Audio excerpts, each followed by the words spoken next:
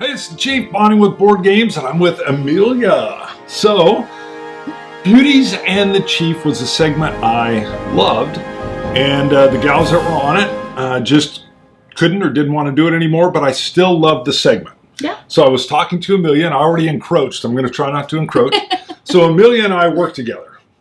And she's given me permission to tell the story how I found out she was a gamer. And then I'll let you explain some stuff, and then we'll go through our list. Sure. Oh, before I go too much further, the list is the top 5 gaming life games is what I call it. Got us into it. Yeah, and kind of what are, or at least on my version, and ours can always differ a little bit on the way we conceptualize, was kind of my gaming life and how it's even changed or coalesced. Like evolved into what it is now. Yeah. Exactly. So, Amelia and I work together. Now, most of you know I'm a police sergeant and the nickname Chief and all that with Dexter. And Amelia comes on the department. Well, you've been on in the record side for a while, but then you came over as, is it called our Axon Tech, or what's your title? But it's customer service clerk, but yeah, that's not really. So Axon Tech is what I always say. And Axon are the cameras that cops are wearing now. In our police department, every officer has a camera. And they Bluetooth and they're wired, right? They're Bluetooth to the battery. No, they're wired to the battery. They're wired to the battery. They're Bluetooth to the iPods. Got it. And so we've got all these little things that she manages, you manage, and then there's the whole software and memory storage element. And there's all kinds of things. So, and what's your degree in, or you're working toward? Computer science. Yes, and she's a genius. So I'm gonna cover 2 things. Yeah, I'm gonna cover 2 things that all say that you can say no. So number 1 is how I found out Amelia's a gamer. Yes. So Amelia needed to go to another bureau to help them with their cameras. Mm-hmm. You needed a ride there, and one of the officers that works for me, Brent Johnson, who's a big gamer and does a lot of stuff with my wife in her K-State program, we are always talking games. And I'd said, interrupted. Yeah, well, you were like, can I get a ride? I was like, sure. I'm like, Brent, give her a ride down there, and you can talk board games. And then what do you say? I said, like Kingdom Death, or what are you playing right now? It didn't even finish. We were all like, what? I mean, we covered our, oh my God. Because, of course, what I'm thinking is you're going to mock us and say, oh, what do you guys still play Monopoly or something? It was kind of that. And then you go, I'm like, Kingdom Death. I was right in the middle of the campaign. I was really excited to talk about it. I was like, yes. Yeah. Finally. And did you even know we were into games at all? No. Okay, so that was a surprise. What was from your perspective, what were you thinking as you hear us just like, oh? Like, I hadn't heard the conversation beforehand. I think you guys were talking about a Kickstarter. Mm-hmm. And you were like, oh yeah, go ahead and regale her with all the stories of your Kickstarters and your board games. And I was like, let's talk about Kingdom Death. Yeah, I am in the middle of this campaign and it's great. Yeah. Please. It was immediately, they were like, you have Kingdom Death? Yeah. But I've seen it, but I didn't back and all that. And you were like, oh yeah, and then this and this and this. And then I'll let you explain a lot more later kind of as we go through our history. But then you said, I was a huge Magic player. Yes. So, and we'll get into that in a little bit. So the second thing is on this note, so that was huge. And then Brent comes back from taking you to the other place. She's like, I think she plays more than you and I do. I'm like, shut up. Get out of here. And he's like, yeah, all kinds of stuff. And again, we'll let you explain that. And then the second thing is, I wish you weren't getting your computer science degree, because that means you're going to leave someday. And yes. Yeah, there's lieutenants that can't quite function properly if you're not around. I mean, you know what I'm talking about. They'll be like, and then even for a half day. Yeah, totally. I'm sure you're getting calls. I am a Mac user primarily. And of course, we're using PCs at work. Yeah. And they're transitioning everything's over to Office 360. And is it 360 or 365? 365. 365. It dropped off to 5. That makes sense. And I'm so used to living even Google documents and stuff, but I was using 365 for the first time, and I couldn't see, is it automatically saving to the cloud? What's it doing?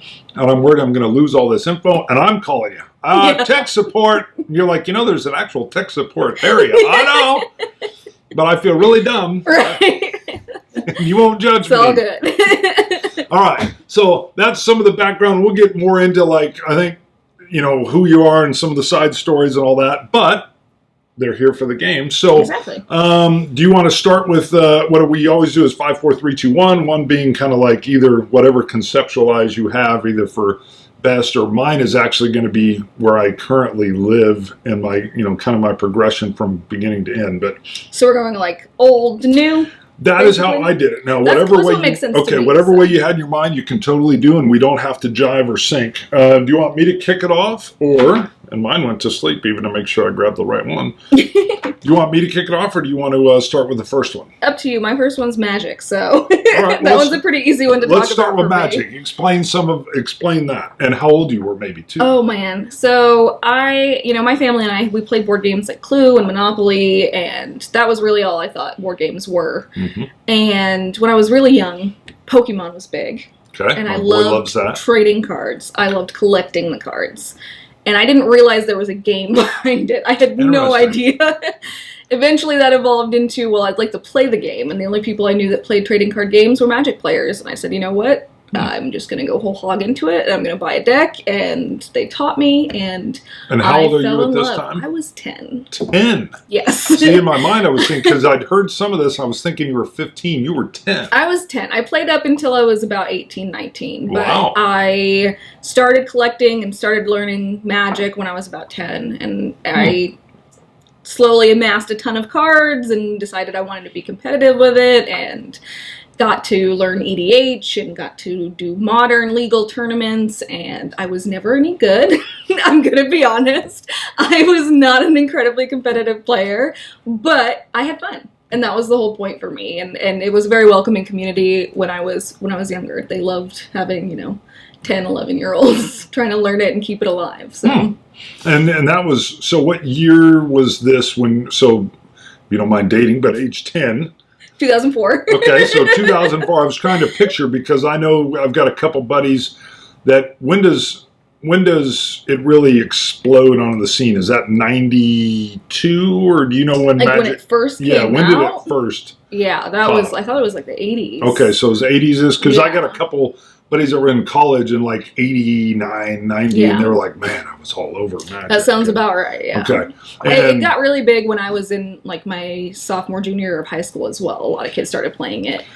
Do you know what jump-started it again? Because it seems like, I've never played Magic. I was nervous. I didn't like deck building. I was nervous about the money sink. It is, yeah. And my boy loves Pokemon. That was the first time I really got into it. But, so you said ECH? EDH. EDH. Yeah. Now, what is that? Is that like a new version rules? Pretty much. It's Elder Dragon Highlander. It is also known as Commander. And instead of a 60-card deck playing 1v1, you have a 100-card deck and a Commander, and you play kind of in a group setting. Everybody can kind of attack other people. So it's different because you don't have to worry about what's legal and what's not. Banned cards are not, because it's not really an official rule set. You don't really play it competitively as far as tournaments go. It's more just, sitting around the dinner table and playing with your friends. So. That's more like a lot of the board games I know. Like, exactly, yeah. Yeah. And that's Seven Wonders, where I know, kind of what led me into that was I like the 1v1, but you get some people who don't like losing as much, and that kind of sours you on it. But then you learn EDH, and everybody's just kind of with each other. You ever get a flip the table person? Thankfully, no.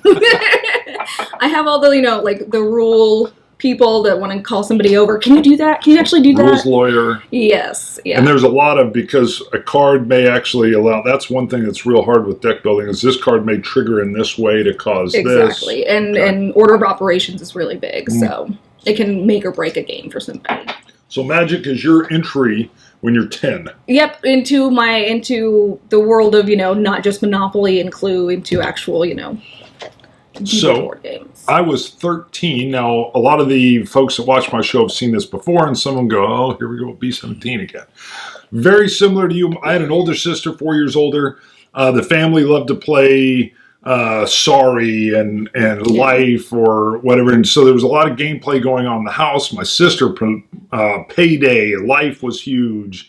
All those light Clue was in there. A lot of card games, Rummy and all that. We did a lot of group Solitaire, which was called Pounce in our house. But At age 13, I loved World War II. I really loved B-17 bombers. There's a crew of 10 men that were on the plane, and they flew in formation into Germany.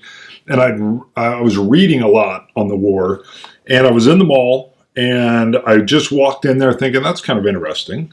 Right. I saw this, and I was like, what? I look at the back, and there's a plane, and then I'm reading that it's Solitaire. I grew up in the mountains of Colorado. Yeah. And it's so interesting with the internet now, you can find people of like-minded character, gaming, whatever, you can find them. I felt very isolated then. There weren't a lot of kids my age that were even reading avidly. There were, but not a lot. And then reading historical accounts of World War II. Nonfiction. Yeah, nonfiction stuff. That was kind of like, even my folks were kind of like, oh, you're reading a lot of World War II stuff. And I saw this, and I was like, I've got to have it. It was $15. It was a little pricey for me. I brought it home. I thought the manual was huge. It was 18 pages or something. I was like, oh, my God.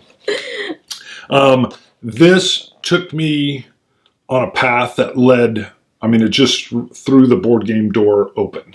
And it was the thing that led me in, and I played it, I would almost guess 1,000 times I've played this game. Right. So, I just kept playing and playing and playing. That's awesome that you kind of just happened upon it, whereas, with me growing up, I had the internet, I had local game shops. I grew up kind of in Wichita here, so, metropolitan area, I didn't have to...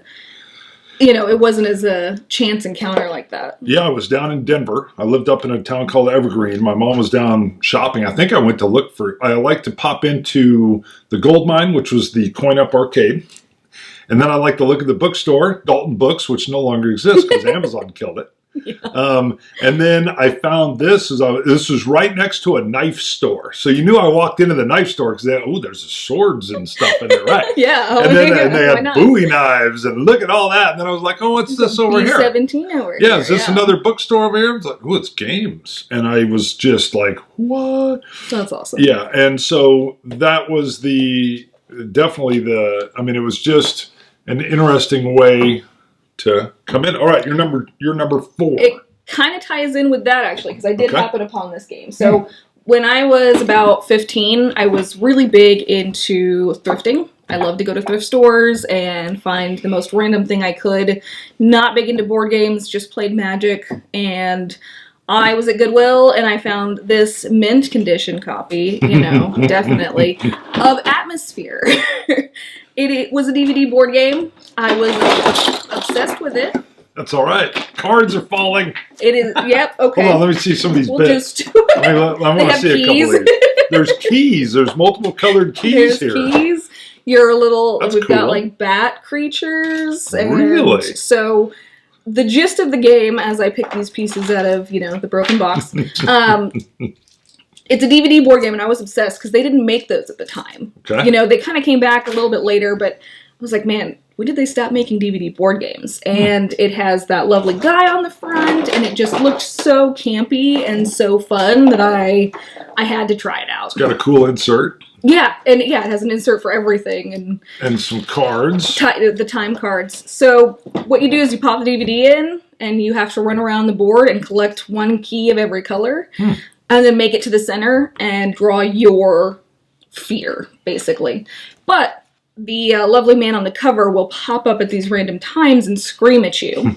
And you have these card times that you can do what's on the cards. There are ones where you have to yell at other people, where you have to take keys from other people, where you get out of jail, basically. You're banished to the black hole. Yes, the black hole is the worst, because it's an hour game at most.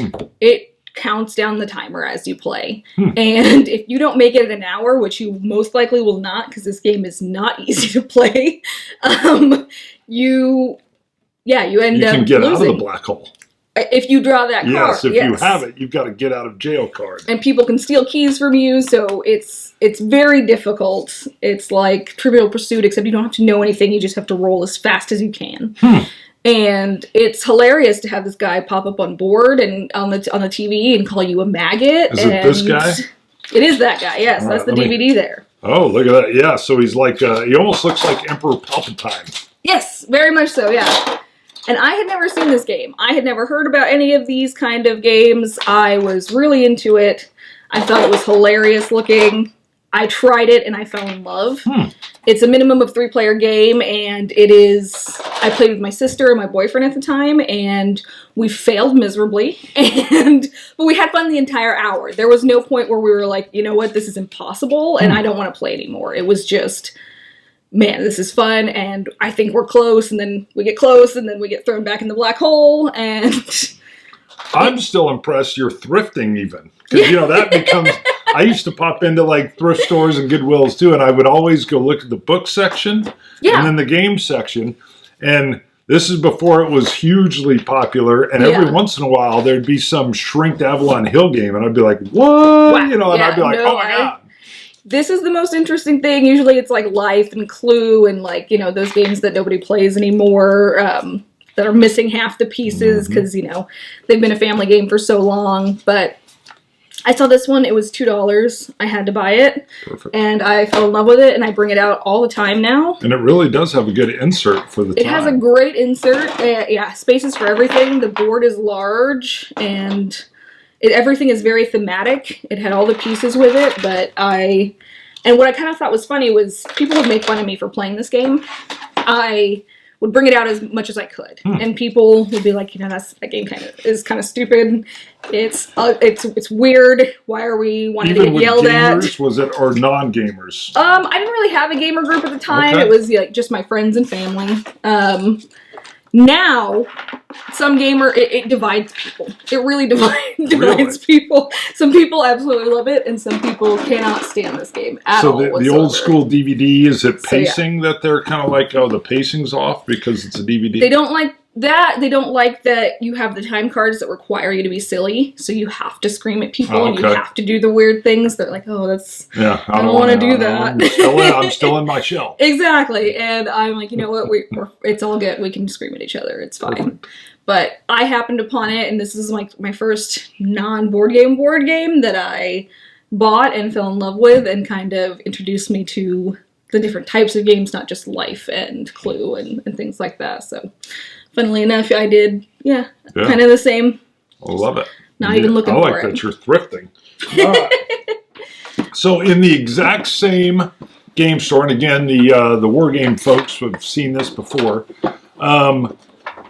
I pop in, and it may be almost a year or 6 months after I get B-17, Ambush comes out. It's another solitaire game. I happen to get right into gaming. Again, I'm 13, 14, right as a solitaire kind of thing took off, where there were companies that were targeting solo play only. And it fit so well. It took it from solitaire, you're a crew in the plane, with some role-playing, by the way. There were some role-playing elements going on in both of these. You kind of took it further that level, but it had definite elements, whereas this was a squad of troops on the ground. And this also blended in choose-your-own-adventure type stuff. There was you go to a hex, and when you go into the hex, your troops, depending on who goes in there, had a perception number. And if I think you rolled, it's been a while since I played it, and if you achieved the perception, you would go read a paragraph. So you might, you pass that paragraph or perception check, you read a paragraph that tells you actually maybe see a German in hex whatever, but if you failed that check, maybe it just said a sniper shoots at you from somewhere, and you've got to roll for, how did you get hit? Are you wounded? And it brought in this element of the guy with the better perception check you really want on your point, leading, but you're usually kind of invested in them. And of course you're naming them, and I would name them with guys from high school or middle school. And I would be thinking, man, I don't want to lose that guy. But there's that random element of the dice roll in there. And so you would get, I would get emotionally attached. With both of these games, they brought in emotional attachment. You'd lose your bomber and your crew's down, and you're like, there were times I had to go like, well, I'm done playing for today. And points where I would want to cheat on the die roll. Right, and I would be like, but I can't cheat on the die roll. That's the whole thing that makes this tense and real.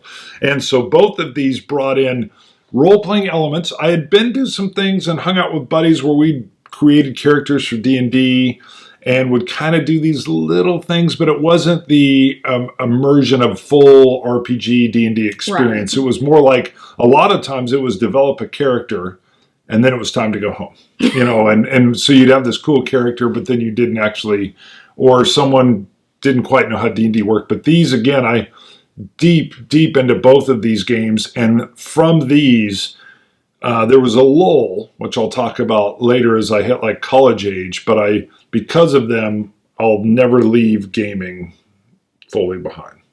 So Ambush, that's awesome. I'll do as my number 4.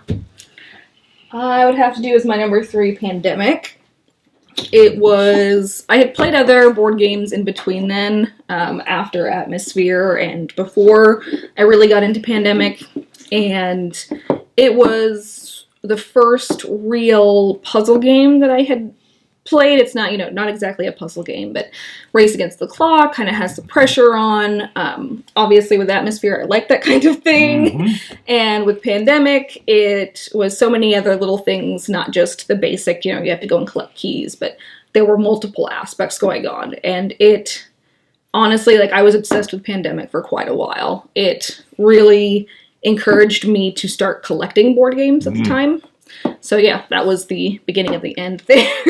So is this the one that opens up like the Euro game style for you? Pretty much. It opened up everything. I wanted to try Pandemic. I wanted to try every version of Pandemic. I would go to the game shop and try what was on the shelf, and it really opened up the entirety of it. Not just I happened upon it in the thrift store, but I'm seeking out specific types of games. And it's such a real nice tight design. Yeah. It's 45 minutes. That deck is moving, and you win, lose, and exactly, then the idea that you have a roll that allows you to do something, breaking the rules almost style. My boy loves the medic, Bo. Yes. Bo loves the medic. The 2 actions and done. Yeah. Done. Do you play it solo ever? I have, yeah. Okay, it's a little added pressure, but I really like playing with multiple people just because I enjoy that kind of dynamic, that it's that bonding experience of we're all fighting against the clock and we have that same. I'm a big co-op game person, and this was a very high pressure co-op game, and you ended up, having a lot of conversation during it, even though it seems like a very straightforward game. You have so many different aspects to pay attention to that it really solidified some friendships and made me question some people. Well, I was going to say, with this one, the one thing I'm always careful on is the alpha gamer. Yes. That wants to tell everybody else what the optimal move is on their turn. How do you deal with that? I've never dealt with it really well. I just tell them straight up, no, this is our game. I don't beat around the bush with it. We're all adults. We all are here for the same reason, to have fun, and it's not just your game, it's all of us. I know I can get that way sometimes with one of my current games, so I understand the frustrations, and I understand thinking you know best, but it's best, at least for me, when people are just like, hey, calm down. So that's what I try to do. I'm just like, hey, calm down. I had a buddy that got a little alpha on it. I was like, you know what? I don't know if I'm going to do the optimal move. And he kind of looked at me a little funny, and it was me kind of brushing him back. But then I taught this to my family at a gathering, some of which are gamers, but they're on the lighter end. And this was considered heavy, or kind of, they'd never thought in the realm of what are we doing? And then I have to add these infection cards. Why can't we skip that? No, you can't skip that. But what was funny was, as we're playing, I had an alpha moment where I was there, because someone was just like, I'm going to just move over here, and I'm like, I like to keep the cards you have in your hand secret in those, because then I can't tell you, well, you should, instead of walking there or whatever, you should fly direct. And that's where, but we had them open because they were like, I don't know how to do some of this. And I started to go, you need to go there and then move and then cure that. And then I could tell my sister, the older one, who was will smack me around. And I could feel it. I was like, I'm sorry. Yeah. So I've been definitely, that person. everybody has that moment, I'm sure, especially when teaching games. So Perfect. that's why, It's just great. calm down and all good. Yeah. Yes. All right, so it was perfect because, and I brought down the 10th anniversary version. The shift in my gaming life was Ticket to Ride. Of course, it was the regular version, but now anything Ticket to Ride that comes out, if I don't get it, Liz, my wife, is like, why didn't you get that map pack? Why didn't you get the 10th anniversary? The board is bigger. So I'm now buying all Days of Wonder Ticket to Ride stuff, and Days of Wonder does a great job of making those lighter, family approachable games anyway. 45 minutes, I like this best as a two-player, but what happened was, and some folks have heard this story as well, but I'll reiterate. I was not board gaming really anymore. I had the games boxed. I hadn't pulled out all my Avalon Hill Victory Game stuff, and I was doing a lot of online gaming and first-person shooter.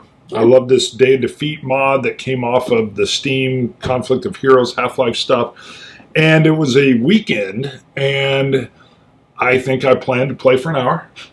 And Liz came down and was like, you've been down here for 2.5 hours. And I'm like, no way. She's like, yeah. Oops. It's a Saturday, we're both off, and you're just down here. Yeah. And I remember thinking, I'm having so much fun. And I thought, you're right, turned it off, and we went and did something. And I had a computer magazine that was all about all the new games coming out for the PC. But in the back, they had this little section called Cardboard Corner. And I'd actually read where there was this Euro game called Ticket to Ride, and how the production values were awesome, and the rules were very easy to learn, and you could only do 3 things on your turn, and the game took 45 minutes to an hour, and I thought, maybe this will be the way I could, I used to like games. So I ordered it online. It came in. I told Liz my idea, and she was like, I don't know about that. And I was like, I go, but it's together, and we're gaming, and I like games. We can play together. And she was like, okay. She knew I was making the reach, right? Yeah, and I was reaching my hand out. I opened it, read the rules, couldn't believe that the rules were simply, let me just leave this up if it won't open. I couldn't believe the rules were just this little page. I was used to these 30-page manuals, rule 1.01.05. Yeah. And I was like, this is... with the reference on the back. Yeah, and then there's a rata that comes in, and and I couldn't believe it. I was like, oh, there's only 3 things, and really this one you don't even do that often, which is get new routes. And I'm like, okay, so I taught her. And then we started playing. It was like a Thursday. And we start playing, and she's loving it. We finish. She's like, we need to play again. We play again. And now it's getting late even. It's a work night. And she's like, one more time. We play a third time. And she's like, I want to play this again, but it's late. And we go to bed. The next day, she's like, when you get home, Friday, we're going to play some more. We play all weekend. We're just tearing it up. And she's like, this is great. And that'll segue to, I'll do the segue when I get it out.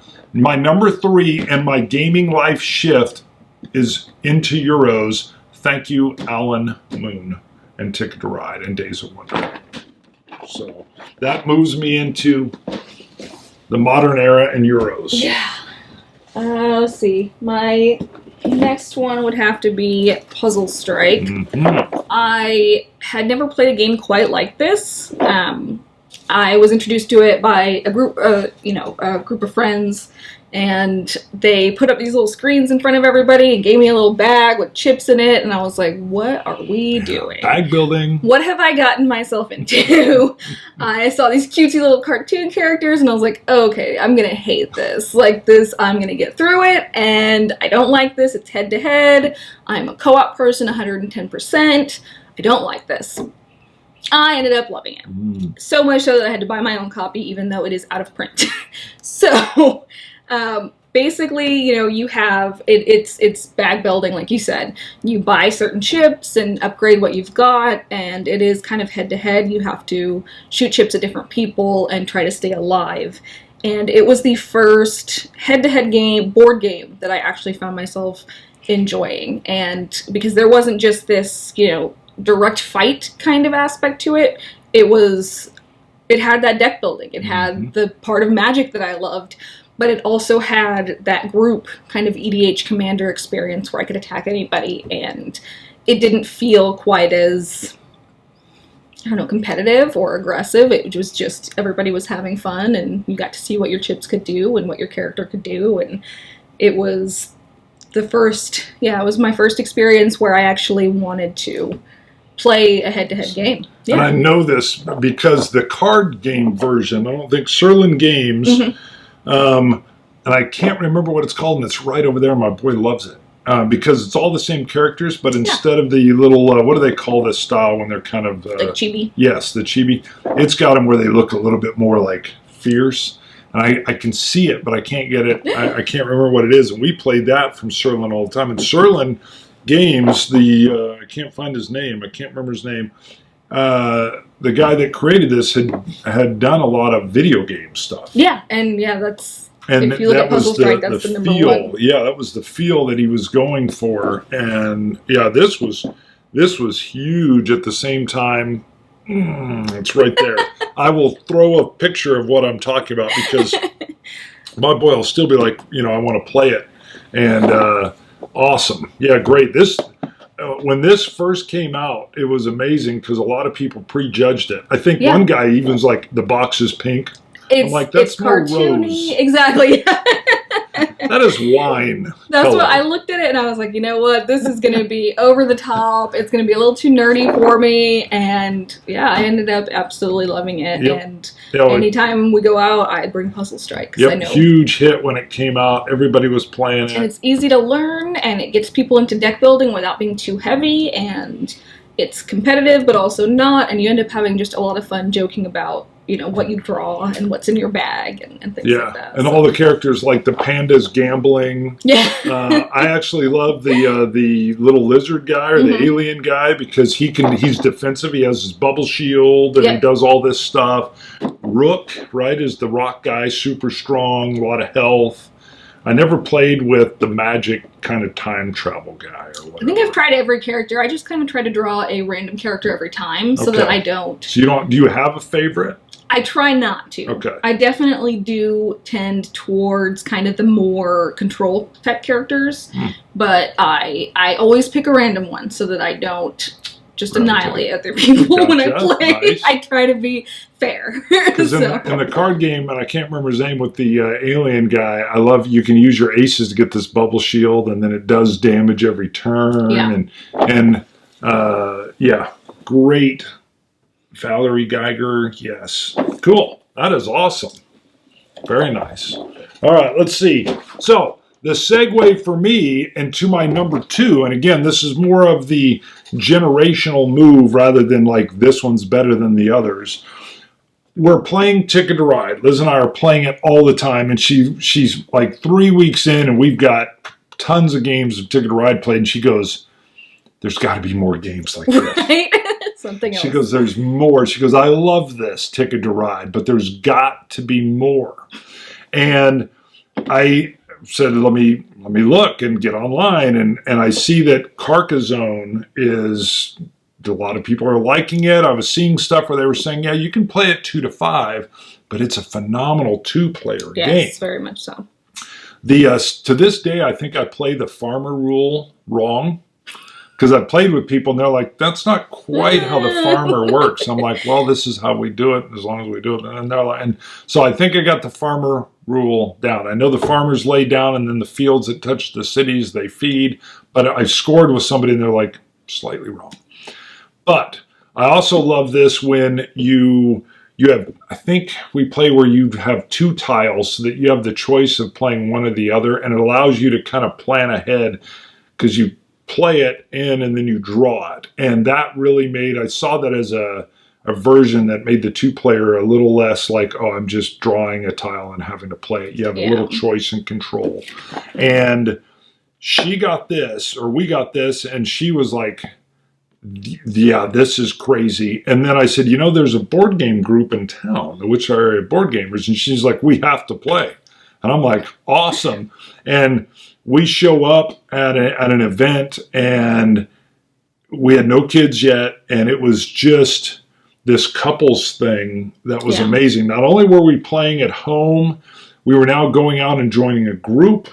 We were then exposed, you know how that gets, it's exponential. Now we're being exposed to all these games. And she's joining tables I'm not at.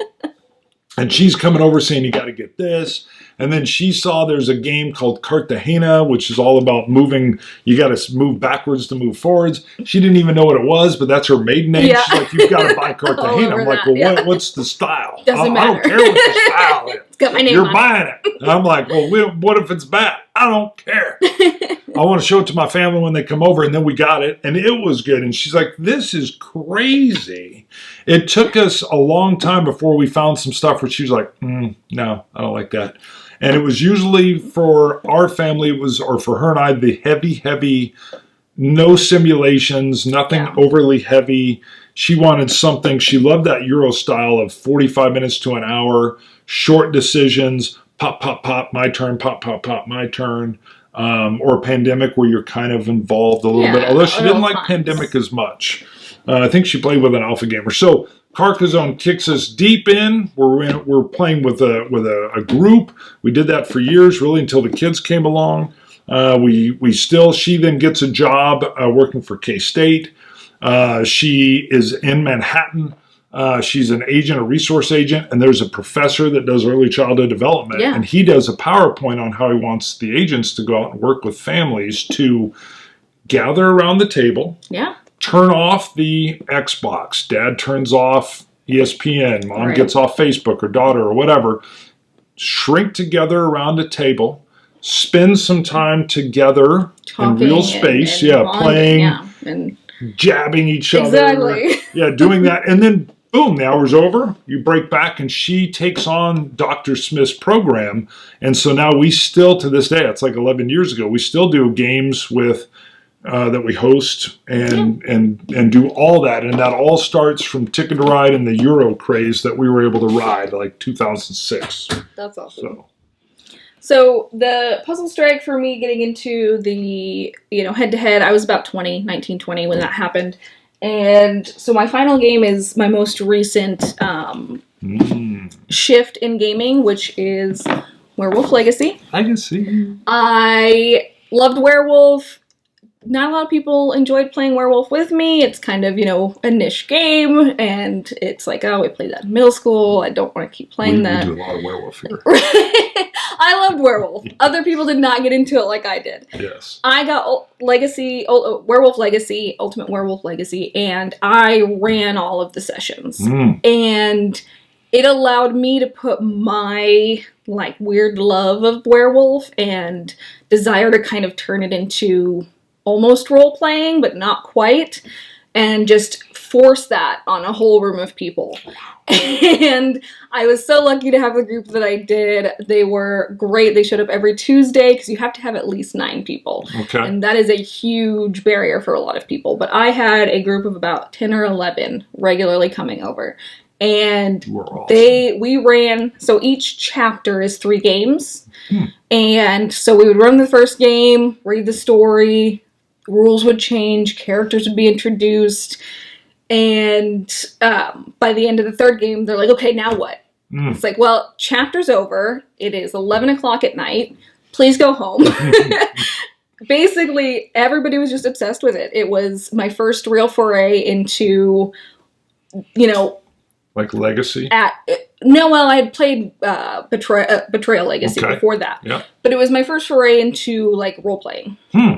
Because everybody has a character card in this game, and they got kind of attached to their character. So when their character would die, they'd have to rename it, and it still belongs to this family, but then, maybe their family changed, or maybe they got a different rule set, or maybe they felt betrayed by one of their family members. And it really, it really gets people going and out of their shell. Like, you have this whole book that you keep notes in. It says Diary 1688. Yeah, you're writing history. So basically you have this book that's empty, or partially empty, and you're rewriting the history based on when the werewolves win, when the humans win, and There was one game where you played in silence. And so you really end up getting really close with the people you play with, and you've got all these different things that kind of pop up, and everybody gets out of their shell, and you've got these adults that normally would just sit quietly and not really be into everything, just like yelling at each other and getting loud and having a lot of fun doing it. And 4 hours pass and nobody even realizes, and they're ready for the next game. So it shifted me, and I had never played D&D. I had never played role play games at all, because I just I didn't feel really into it, and I know you're doing a lot of RPG stuff now, too. Or is yes. a lot? Okay, you're doing a lot. Now it's a lot. Yeah. So I got into that, and it kickstarted me into role-playing games. So this is shift. This is interesting, because I'm going to need to, we will talk more when we go off camera, because so what we do here at the house is, so this whole basement, when I finished it, was going to be the set for the show. Sure. This is a whiskey show I have, although I film game stuff here just to flip the script. We're looking at a huge collection of board games built in shelves, and so I'll do stuff over there. Some of you guys have seen that board game collection there. But my wife said, as we do the basement, we need to make it so comfortably 25, 30 people could be here in multiple game spaces to play. And I'm like, I love you, baby. I love this is the great. way you talk, because that's what I want to do too. And then what we did was, through all of her K-State stuff, the gamers that I know, which lean a little more hardcore, and then she's got volunteers that are barely in the middle, yeah. We started to have open invites where we may email 30 people, and there's no hang up if you come or not, because it's not, that night's not contingent on you being here. Yeah. We've done those, right? And then the couple say, they'll have kids, we couldn't get a babysitter, we can't come. And they're like, okay, we'll play Carcassonne. But we do that, we host, we have food, and I told Liz the regular Werewolf, which may show up on another list that you and I do later, maybe. Spoiler. Let's try it. And she's like, okay. And she had a couple of her folks that are volunteers that one of them didn't even really play games. I always run her table and make sure guests sign up for email and stuff. Yeah. And she was going to leave. I'm like, don't leave. Try a couple of, just a few of these. And Werewolf took off. We always finish generally with Werewolf. Sometimes we use Time's Up, a little party game that kind of, but Werewolf and it was magical. And we're talking the regular. It is Bezier Games Ultimate Werewolf with the rolls, and then I was amazed. Some folks would come in and go, "Is this like One Night Ultimate Werewolf?" I'm like, "Yes, kinda, yeah. That's the quick short version. We're going to play the longer one, multiple days." And so now I've definitely got to look into. Do you use the same group of people every time? Is that key? You can. It's ideal too, because they'll all have their own character card, and they get attached to those characters. Okay. So you don't have to, but I like to have as many of the same people back as possible, just so that you get that loyalty to certain groups, and you have that, in game 2 you did this, and you said that. And then it's legacy. Are you tearing up cards, or? You add rules. So based on how well they do, there's like 4 different options at the end of every chapter that will dictate what the next chapter is about. So you can play it through multiple times and not have the same game, because each rule change and performance on the villagers' part will introduce different characters and different rules and tweak different things. Rob Davio, I love you. It is such a good game. But, what you came up with Legacy. Yes. I've got a Risk Legacy group, his first foray into that Legacy. It's still Risk. And we would come over and play through 2 or 3 in a sitting, and then I would always host, and hey, I'll have some whiskey and stuff when we play.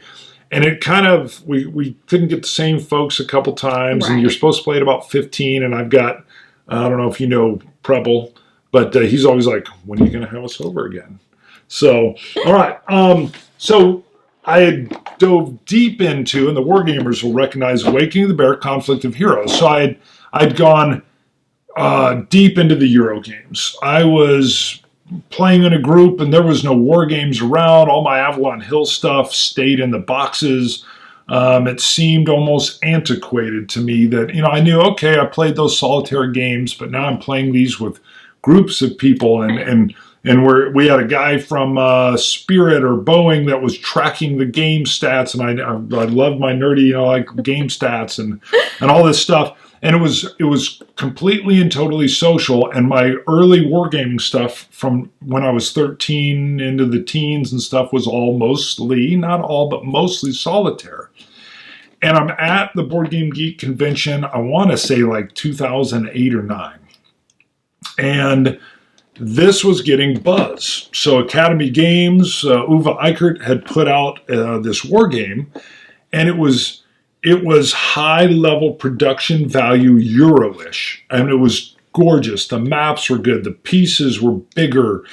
And I was gravitating toward it and kept looking at it. And it had all this old war game, World War II stuff. I liked the tanks and the troops, and I was recognizing things. And then I saw it set up, and then the rule book was modern and color, and it taught you a little just what you needed. And you go play this mission with somebody, and it's a 2-player game or more, but usually 2. Yeah. And then it would add in a couple rules, and now you can play this. And I thought, this is crazy. And it was so much fun. I got it, was playing it all the time. And then they came out with a few more, and it was just like, war games have changed. And I dove back into war games at the same time I was still doing Eurogames, and I found that I didn't like the deep dive into a game that takes weeks and weeks to play. Right. And I wanted my war games with this Euro-ish modern feel to it. And on the shelf now, as I do war game reviews, that's still kind of what I trend to with family and kids and shows and job. I want a buddy comes over, boom. I still got a guy that'll come over and we'll play this, and it'll take 2 to 3 hours, and we'll get a game in and we're done, and it's to its completion. And he's like, I can't wait to come over again. So that was what brings me kind of full circle back into war games again. To your origins. And still enjoying all these Euro things. Of course, yeah. And again, I love this new era where, so again, circling back to you and you're going to go get a ride to go, and I drop, you can dazzle her with your board game knowledge, and you're like, Kingdom Death? And I'm like, right in the middle of the campaign, I'll tell you about my character. I love him. Yes. Yeah. Now, the next show, we're going to talk about what we're gaming, our top 5 right now. Yeah. If Amelia likes being on the show and doing the format, we may come back and do that. But look for another one with Amelia. Anything else you want to add in, or anything on this topic of, do you still play Magic on occasion? Oh, yeah. Okay. I still keep all my cards. I still love to pull out the Magic cards, and spoiler on the next one, Keyforge has kind of taken my heart a little bit, just due to the money sink, like you said. Yeah, it scared me. But yeah, I still pull out every single one of these games at different times with different people, and it's just, it's cool to learn how your personality can work with different people, and to so quickly learn about people when you play a game. I could not know you from anyone else. Pull out a game, and I know your entire personality. You've told me all these personal stories, and we're besties. Yep. And that's the way it goes. Werewolf in the house was very similar. Yes. Yeah, and I can be terrible with names. Like, I remember faces great, but I'll forget names. And all of a sudden, we're playing Werewolf here, and there's a retired teacher and his wife, and all these other folks, and Bo's playing. And I remember Jim, the retired teacher, literally Bo's like, Jim, I think you're a werewolf. I don't trust you because you have an old style mustache and glasses. And the place erupts, and he's like, your dad has glasses, and he goes, no mustache. Yeah. And it's so funny. Here's my boy who's 12 saying, Jim, and they're engaging on this because my boy's accusing him because he's been kind of quiet. Yeah. And the names come around, and that was the other thing I noticed is someone will forget, like you're playing, and someone will go, I think you're the werewolf. I've forgotten your name. What is it? Amelia. Amelia's the werewolf. And it's like, you don't even have the hang up of, I can't remember her name. I don't want to say anything. Yeah, it's completely open. And like you said, the comments about, the mustache. Say whatever you want. That's the whole point. Yes. It's just fun. And you learn all kinds of things, and you just get so close to people, and it's great. Yeah. I'd gone to a dinner party with a guy who totally was an assistant editor of the paper, and we were at their house, and there's a bunch of folks I didn't know. The game begins. This gal gets accused. I even knew that she had done a lot of like stage acting and stuff, and she tears up a little bit. Guys, I'm not, and you're accusing me. And I thought, oh, we're crossing into the real world here. She's heard upset. her, yeah. Guess who was the freaking werewolf? Yep. She was, and she's like, bam! Tell me I'm not a good actress. And then we were like, you almost had tears. She said, yeah, you never voted for me though, did you? And I was like, oh my God. That's great. I was like, you're going down. Anytime in the future, that'll never work again. You will always be eliminated from here on out. Like, and then my wife was like, can you believe? And she's a good actress. I was like, I know. And that was the stuff. And that's it. We didn't know these folks at all. I think it was her husband was even like, I don't want to play this. I know you guys are into these nerdy games, but I don't want to do it. And she's like, you're going to do it? And we did it. And he was like, at the end, he's like, this is great. More wine. And I'm like, go. And your wife is a liar. It always helps too. Yeah, wine definitely helps too. But the game and the wine, it was great. So great first topic. Thank you for being here on the show. Thank you for having me. You guys let us know in the comments if you have any questions. Also, you can always do your top 5. We know you like that, kind of what your gaming thing is, because I love the discussions that'll happen in there. And bonding with board games. See you guys later. Cool.